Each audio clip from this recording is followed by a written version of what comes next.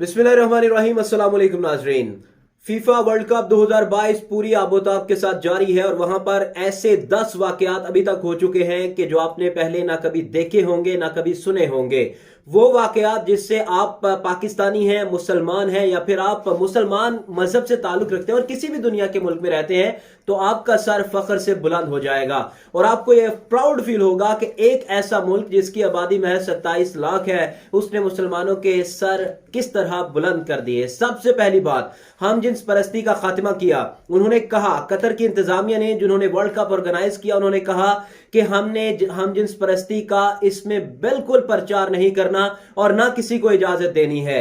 चाहे आप ग्राउंड में हो या ग्राउंड से बाहर हो, आपको कभी भी हम इजाजत नहीं देंगे।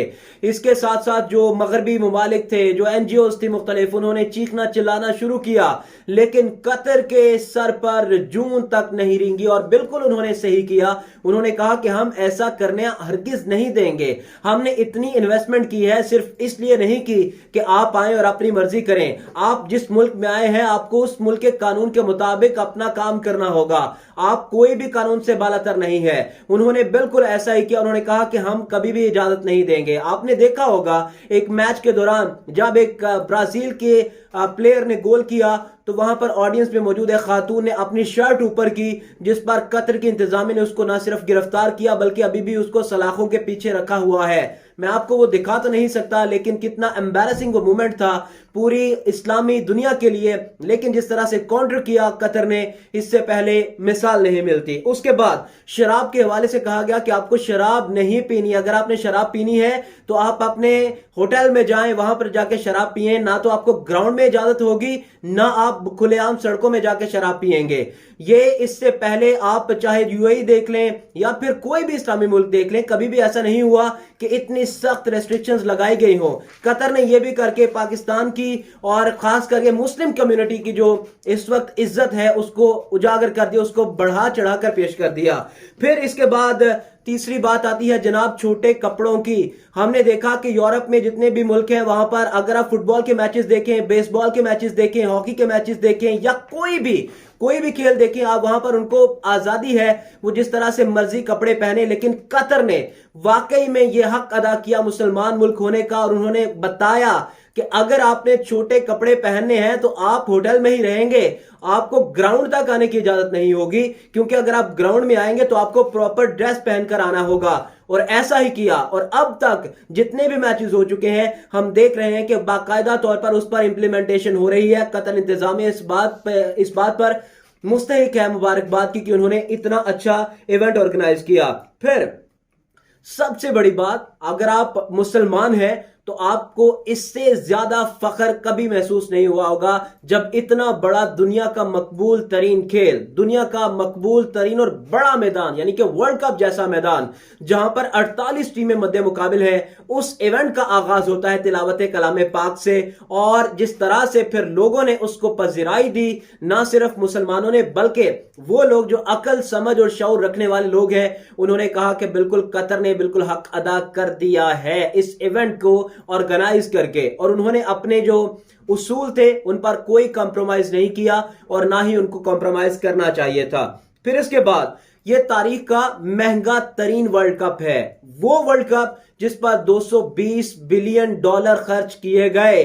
यानी कि अगर पाकिस्तान के हवाले से बात कर लें, पाकिस्तान जिसकी आबादी 22 से 23 करोड़ है, पाकिस्तान के पास दुनिया की नंबर 1 इंटेलिजेंस एजेंसी है, पाकिस्तान के पास दुनिया की 6ठी बड़ी फौज है। इसके बावजूद भी हमें आईएमएफ से जब कर्जा लेना होता है यानी कि 1 या 2 बिलियन डॉलर का, तो मुझे राना सनाउल्लाह साहब की वो स्टेटमेंट याद आ जाती है जिसमें वो कहते हैं कि हमें 1 या 2 बिलियन डॉलर आईएमएफ से लेने के लिए अपने नाक तक को रगड़ना पड़ा।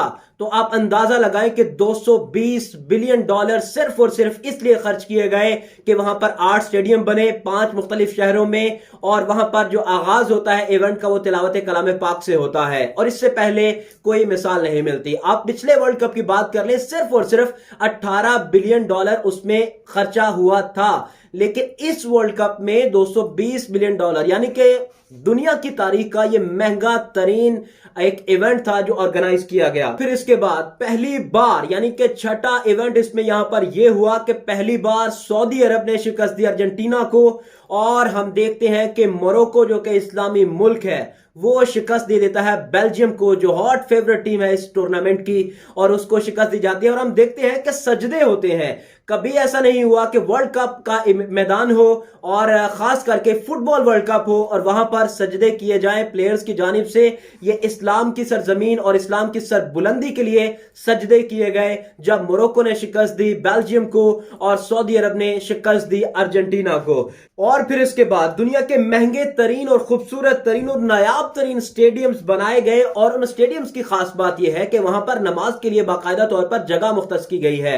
वहां पर हम देखते हैं कि मुख्तलिफ तरह से इस्लाम का प्रचार करने के लिए वहां पर पोर्ट्रेट बनाए गए हैं, ताकि लोगों को एक तो इस्लाम की तबलीग भी मिले, दूसरा उनको पुरसुकून माहौल मुहैया किया जाए। फिर इसके बाद रोनाल्डो ने, क्रिस्टियानो रोनाल्डो जो कि दुनिया के नंबर 1 प्लेयर हैं, जो कि हर बच्चा जो क्रिकेट से वाबस्ता हो, फुटबॉल से वाबस्ता हो, या फिर वो किसी भी खेल से वाबस्ता हो, यानी कि या जानता हो या खेलता हो, क्रिस्टियानो रोनाल्डो वो नाम है जिसको वो कभी नहीं भूलेगा।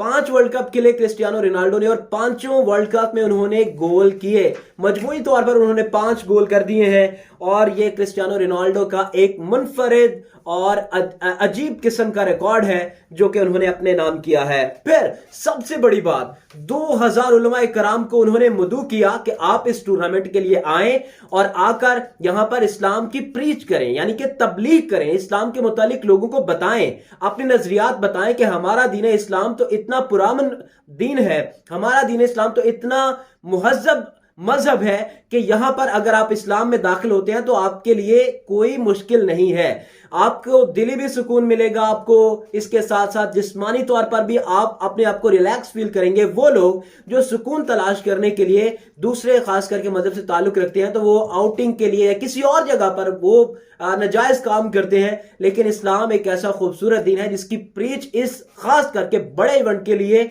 और मुख्तस किए गए, जहां जिसमें डॉक्टर जाकिर नाइक को भी मदऊ किया गया, और पूरी दुनिया से छोटे बड़े जो मुजय्यद उलमाए कराम थे उनको 2000 से ज्यादा उलमाए कराम को दावत दी गई, उनको बुलाया गया कि आप आएं और आके जो शायकीन फुटबॉल है उनको भी, और जो खिलाड़ी हैं जो भी मुस्तफीद होना चाहता है दीन इस्लाम की तबलीग से, आप उसको मुस्तफीद करें, हम आपको इसका पे आउट करेंगे।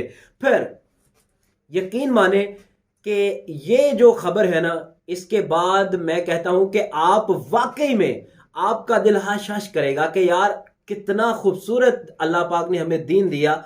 जब दुनिया का कोई भी इवेंट देख लें, कोई फुटबॉल क्रिकेट मैच या कुछ भी आप तारीख उठाकर देख लें 200 साल ओलंपियन की, तो आपको नजर आएगा कि ऐसा कभी नहीं हुआ जैसा इस वर्ल्ड कप में हुआ। इस वर्ल्ड कप में ऐसा होता है कि जनाब अजान होती है तो हम देखते हैं कि मैच रुक जाता है। कभी ऐसा नहीं हुआ इससे पहले, तूफान आए, आंधी आए, बारिश आए, कभी ऐसा नहीं होता कि फुटबॉल का मैच रुक जाए। लेकिन इस बार कतर में ऐसा हुआ कि जहां पर अजान की आवाज सुनाई दी वहीं पर मैच को रोक दिया गया। तो ये मुसलमान होने के लिए आपको मैं समझता हूं कि एक फख्र की बात है कि जो कतर ने इस इवेंट को ऑर्गेनाइज करके और जिस तरह से उन्होंने इस्लाम की तबलीग करके और जिस तरह से उन्होंने मुसलमानों का नाम रोशन करके तारीख रकम कर दी है, माजी में इसकी मिसाल नहीं मिलती। मुझे दीजिए इजाजत, अल्लाह ने के बाद।